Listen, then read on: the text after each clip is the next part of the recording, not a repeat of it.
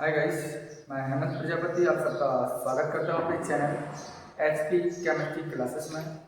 So guys, आपको बता दें आज का लेक्चर आपका बोहर-बरी स्कीम पर है।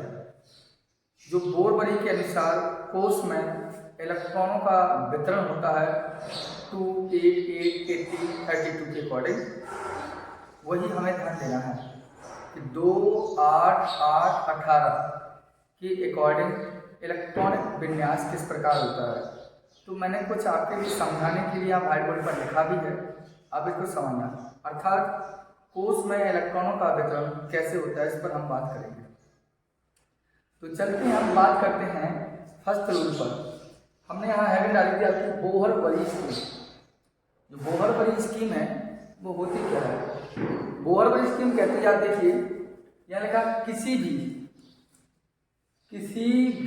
कक्षा में कोई भी आपकी सेल हो, चाहे वो आपकी सेल के हो, चाहे आपकी एल हो, चाहे एम हो, चाहे एन हो, कोई भी कोश हो, उसमें अधिकतम इलेक्ट्रॉन की संख्या 2n² के बराबर होती है।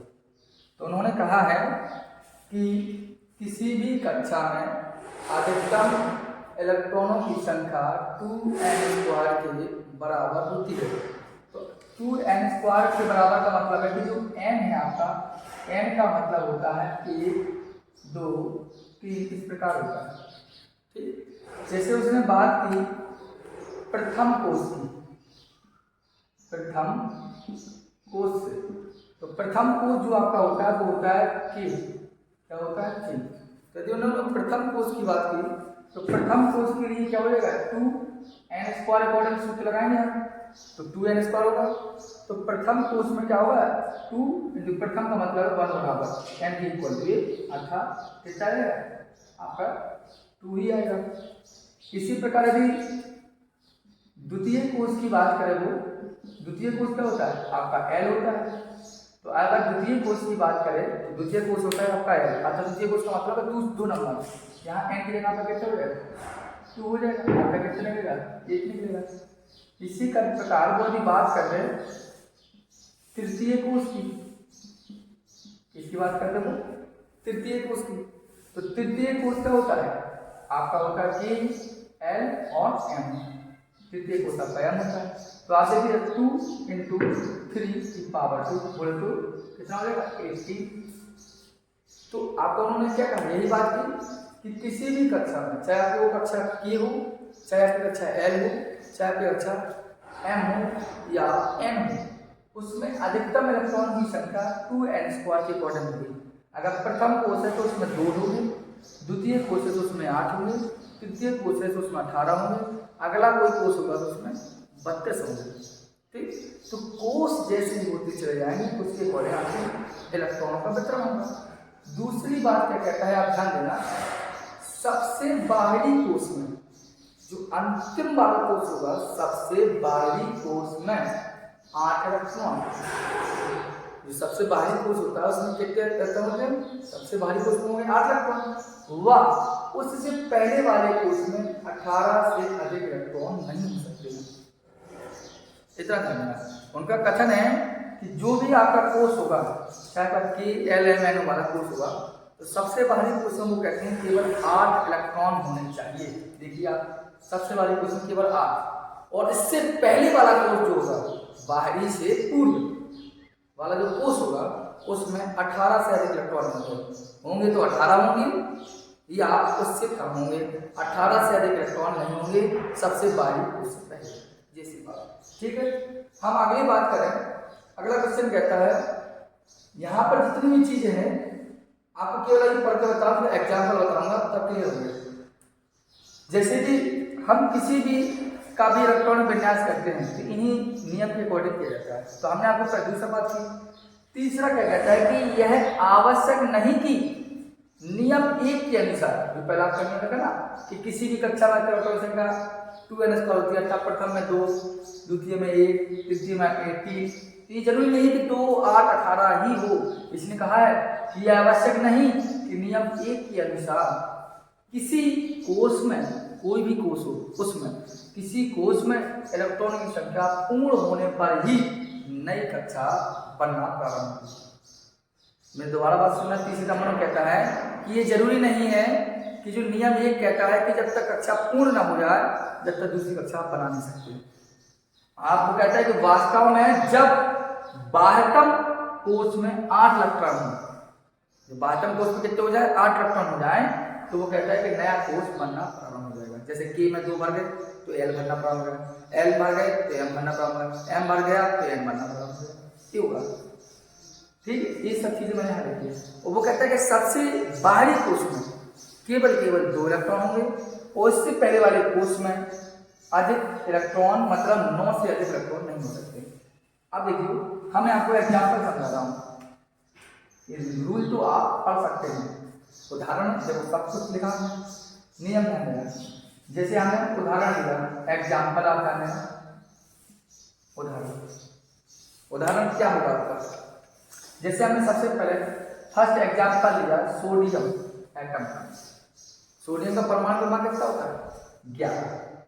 अब इसके सोडियम के पास जो 11 इलेक्ट्रॉन है, आपको इसको वितरित करना है, बांटना है अलग अलग तरीके से। तो सोडियम 11 को जब इस प्रकार हम बांटेंगे तो उन्हें क्या कहा है, पहला उन्होंने कहा है कि किसी भी कक्षा में आप इलेक्ट्रॉन देखेंगे के साथ, ठीक।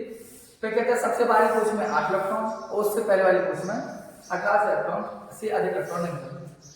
तो इसका करना है सोडियम 11 इलेक्ट्रॉन है, कितने इलेक्ट्रॉन है 11। और जब 11 इलेक्ट्रॉन है तो उसको डिवाइड करेंगे तो पहले वाले कोश में 2। अब जी समझ वाले इधर कितनी बची, अब टोटल संख्या कितनी बची 9। तो वो कहता है कि दूसरी वाले कोश में क्या कहता है, सबसे बाहरी कोश में 8 इलेक्ट्रॉन और उससे वाले कोश में 18 इलेक्ट्रॉन मिल सकते हैं। तो यहाँ छोड़िए, सोडियम का परमाणु कितना होता है 11। तो हमने सबसे पहले क्या बोला 2, पहला कोश हो गया। क्योंकि आपका जो रूल चलेगा यहाँ क्लियर है, सबसे बाहरी वाले कोश में होगा, सबसे को नियम में चलेगा, वो चलेगा 2, 8, 18 और 32 के कोश, ठीक है, ये चलेगा आपका। तो सबसे सोडियम का परमाणु कितना है 11। तो हमने सबसे बाहरी और सबसे पहली कक्षा में कितने बच सकते हैं 2 भर दिए, कितनी बची आप 9। अगली कक्षा में कितना जाना है 8, तो बचे कितने हैं 9, तो हमने भर दिया 9, कितना इलेक्ट्रॉन बचा। अगली कक्षा में जाना है 18, लेकिन हमारे पास 9 2 यहाँ गलत हो गया। पहली कक्षा में हमने भरे कितने हैं 2 भर रहे, अब कितने बचे 9। तो अगली कक्षा में जाना कितना है 8, तो हम कितने भरेंगे 8, ठीक है। अब 8 और 2 10, मतलब इलेक्ट्रॉन हमारे कितने किलो हो चुके हैं 10 हो चुके हैं। कितना बचा है और ये 1, तो अगली कक्षा में जाना 18, लेकिन हमारे पास है नहीं है अर्थात 1, अर्थात इलेक्ट्रॉन मिलने का। इसी प्रकार हम तो कहते हैं, लिख लीजिए आपको आर्गन 18 का, ठीक है। तो आर्गन 18 में देखें तो पहली कक्षा में 18 है, 18 को बांटना है इसके हमने, तो बांटा सबसे पहले क्या किया हमने, सबसे पहले हमने किया 2, कितने बचे 16। अगली कक्षा में जाना 8, सो गए 8, 8 2 10, कितने बचे शेष 8। तो अगली कक्षा में कितना है 18, लेकिन हमारे पास है कितना केवल 8, ठीक। अगला देखो, अगर हम देखें तो होता है कैल्शियम 20 का, देख लीजिए आप कैल्शियम 20 का देखें तो पहली कक्षा में कितना है 2, तो रख दिए 2। अगली कक्षा कितना बचा है 18, अगली कक्षा में कितना है 8, तो रख दिया 8, कितने हो गए 8 तो 10 इलेक्ट्रॉन हो गए। अब शेष कितने बचे 10, लेकिन अगली कक्षा में कितना है 18, तो हम आराम से 10 भर सकते हैं, अर्थात ये अगर ऐसे करोगे तो गलत। उन्होंने क्या कहा है, आप ध्यान से समझने का प्रयास कीजिए। यदि आप इसके अकॉर्डिंग करते हैं कि पहली कक्षा में 2, जितना शेष बचा तो अगली कक्षा में 8, तो जितना शेष बचा तो अगली कक्षा में 18 के अकॉर्डिंग कर जाते हैं। लेकिन वो क्या कहता है, होगा क्या प्रक्रिया कि पहली कक्षा में 2 बनेंगे, फिर 8 बनेंगे, लेकिन अगली कक्षा में 18 से अधिक इलेक्ट्रॉन वाला सिस्टम यहाँ था। उसके बाद चौथा वाला पॉइंट पर आ जाइए आप। चौथा बात कहता है कि सबसे बाहरी कोश में 2 और उससे पहले वाले कोश में 9 से अधिक इलेक्ट्रॉन नहीं हो सकते। सबसे बाहरी वाले कोशों में कहता है 2 हो सकता, लेकिन इससे पहले वाले जो कोश होगा उसमें 9 से अधिक इलेक्ट्रॉन हो सकता था। आप यदि सोचे यहाँ 10 रख दो तो पूरा पूरा गलत होगा। दोनों कहा है कि सबसे बाहरी वाले कोश में 2 इलेक्ट्रॉन भर सकते हैं, लेकिन उससे पहले वाले कोश में 9 से अधिक इलेक्ट्रॉन आप नहीं भर सकते जब तक कि बाहरी कोश से तीसरा कोश नियम 1 के अनुसार पूर्ण अंतर, अर्थात यहाँ क्या होगा, हम यहाँ भरेंगे 8 और अगली कक्षा में भरेंगे 1। ठीक है, अर्थात कैसे इलेक्ट्रॉन नंबर 2 8 8 1। इस बात को हमेशा ध्यान देना। और भी हम बात कर लें, जैसे आपका लिखा नाइट्रोजन परमाणु क्रमांक 7, हमने भरा पहले अच्छा में 2, अब कितना बचा है 7 में से 2 चलेगा, बचे कितने 5, तो कितना शेष रहा आपका केवल 5, अर्थात ये आपका इलेक्ट्रॉन देखने से। ठीक है, तो ये आपके 1 2 3 और 4 एग्जाम्पल दिए गए हैं। ठीक है, आप इसके साथ साथ कुछ एग्जाम्पल हम और दे रहे हैं, आप पहले इनको नोट कर लीजिए, आपको करना हो। देखिए, अब कुछ एग्जाम्पल और दे रहा हूं मैं आपको, जिससे समझ में आया आपको। देखिए यहाँ ध्यान देना, जिसमें मैं कुछ एग्जाम्पल की बात करूंगा, आपके scandium, titanium, vanadium, manganese. Scandium कितना होता है 21, टाइटेनियम 22, वेनेडियम कितना होता है 23, मैग्नीज कितना होता है 25। ठीक, इनका आपको इलेक्ट्रॉन विन्यास करना है, तो आप कुछ नहीं करना है, परमाणु क्रमांक 20 से जैसे ही ऊपर पहुंचेंगे हम, तो किस प्रकार इलेक्ट्रॉन विन्यास करना है आपको कुछ नहीं करना है। पहली कक्षा में 2, दूसरी कक्षा में 8 और सबसे लास्ट में 2 छोड़ दीजिए। पहली कक्षा में 2, अगली कक्षा में 8 और सबसे लास्ट में 2 छोड़ दीजिए। पहली कक्षा में 2, अगली कक्षा में 8, सबसे लास्ट कक्षा में 2 छोड़ दीजिए। पहली कक्षा में 2, अगली कक्षा में 8 और लास्ट कक्षा में 2 छोड़ दीजिए। अब देखिए, आप गिनेंगे 21 परमाणु, 8 2 10 2 12, कितना शेष बचा 12 और 9 21, 9 लिख लीजिए। 8 2 10 और 2 12, कितना शेष बचा 10 लिख दीजिए, कम की बात है। ऐसे 8 2 10 2 12, कितना बचा 11 लिख दीजिए। इधर 8 2 10 2 12, कितना बचा आपका, इधर बचा है 8 2 10 2 12, 12 और 13 कितने 25, अर्थात 30। ये आपका इलेक्ट्रॉन विन्यास करता है। अर्थात परमाणु क्रमांक जैसे ही आपका 21 से 30 के बीच आए, तो आप कुछ नहीं करना है। पहली कक्षा में आप 2 भरें, अगली कक्षा में 8 भरें और लास्ट में आप केवल 2 लिख दीजिए कंप्लीट, और जो कुछ शेष बचा उसमें लिख दीजिए। जैसे हमने आपको, जैसे हम आपके लिए कर रहे हैं, आपके लिए समझ लीजिए आयरन 26 परमाणु 26 कर दिया हमने। आपको कुछ नहीं करना है, पहली कक्षा में 2, अगली में 8, लास्ट में 2। ठीक, कितने हो गए 8 2 10 2 12, 12 के बाद कितना बचे सर 4 से घटा लीजिए, 4 और 8 कितने बचे 14 बचे, यहाँ लीजिएगा 4 कंप्लीट। इनमें कुछ जैसे कि कुछ हैं, जैसे कि क्रोमियम, कॉपर, मॉलिब्डेनम, ये आपके अपवाद हैं।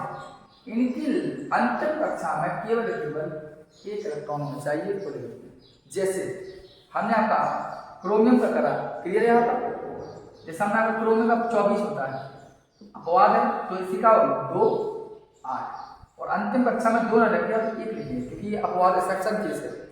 तो 8 2 10 1 11, अब अगर देखिए 11 घटाना तो कितना 3, अर्थात कितना बचा आपका 30 बचा। ये ध्यान देना, केवल इस बात को आप ध्यान देना है। इस प्रकार आपका कोई, हम तो कहते हैं कॉपर हो, क्लियर है ना, कॉपर का परमाणु क्रमांक नहीं है, तो पहले आप 2 लिखेंगे, फिर 8 लिखेंगे, लास्ट में क्या लिखेंगे कितना लिख देंगे, तो कहता है 8 2 10 1 11, तो कितना बचा यहाँ 18। देखिए आप थोड़ा घटा कर दीजिए, 11 8 2 18 बचा, क्या बचा 18। तो आपका क्या होगा कि कॉपर का, चाहे कॉपर हो, चाहे मॉलिब्डेनम हो, क्रोमियम हो, चाहे सभी की जी अपवाद है। इनकी अंतिम कक्षा में केवल आप 1 लिखेंगे, बाकी की अंतिम कक्षा 2 लिखिए, जो कोई बचा छोड़ दीजिए। तो हम एक बार आपको रिपीट कर रहे हैं कि बोर बड़ी स्कीम की यदि हम बात करें, तो इनके अनुसार इलेक्ट्रॉनों का सेल में, ऑर्बिट में वितरण होता है, डिस्ट्रीब्यूशन। तो क्या कहता है, किसी भी कक्षा में अधिकतम इलेक्ट्रॉन की संख्या 2n² के बराबर होती है। पहली कक्षा हो अर्थात के कोष हो, तो उसकी जगह पर n की जगह पर या फिर तो 2 आएगी। द्वितीय कक्षा वो कहता है 8 आएगा, तृतीय कक्षा में आपका 18 आएगा। ठीक, वो कहता है कि सबसे बाहरी कोष में 8 ही होंगे, तो देखो सबसे बाहरी कोष में 8 ही होंगे, दूसरा कहता है। और इससे पहले वाले कोष में 18 से अधिक इलेक्ट्रॉन नहीं हो सकते। अगला कहता है कि ये जरूरी नहीं है कि नियम 1 के अनुसार, नियम 1 कहता है कि पहले में 2 फिर 8 फिर 18 फिर 32, तो ये जरूरी नहीं है कि नियम 1 के अनुसार जब कोष पूर्ण हो जाए तब ही हम क्या करें, इलेक्ट्रॉनों का आकर्षण प्रारंभ करें। ये जरूरी नहीं है। वो कहता है कि जब बाह्यतम कोष में 8 इलेक्ट्रॉन हो जाए, देखो लिखा, जब बाह्यतम कोष में क्या हो जाए 8 इलेक्ट्रॉन हो जाते हैं तो नया कोष बनना प्रारंभ हो जाता है। अर्थात के में जब के कोष में 2 इलेक्ट्रॉन भर जाए तो एल कोष बनना प्रारंभ होगा, एल में भर गए तो एम भरना प्रारंभ होगा, एल एम भर गया तो एम, ये सब होता है। इस तरह सबसे बाहरी कोष में 2 होंगे और उससे पहले वाले कोष में 9 से अधिक इलेक्ट्रॉन नहीं हो सकते, जब तक कि बाहर से तीसरा कोष नियम 1 के अनुसार पूर्ण ना हो जाए। जब तक भर ना जाए जब तक यह इलेक्ट्रॉन कैसे नहीं होंगे, आपको पूर्ण नहीं कराएंगे। ठीक है, तो यह जो थी आपके बोहर बड़ी योजना की, जो आपको इतने सारे हमने एग्जाम्पल भी दिए हैं व्हाइट बोर्ड पर, आप इसका स्क्रीनशॉट ले लीजिए और आप देख लीजिए, इसको समझ लीजिए। यदि आपको किसी प्रकार का डाउट है बोहर बड़ी योजना में तो आप हमें कमेंट बॉक्स में कमेंट कीजिए, हम आपके लिए सब डाउट जो भी हो आप कमेंट बॉक्स में हमें कमेंट कर सकते हैं। ठीक, और चैनल को सब्सक्राइब करें और ज़्यादा से ज़्यादा इसका शेयर अवश्य करें। धन्यवाद।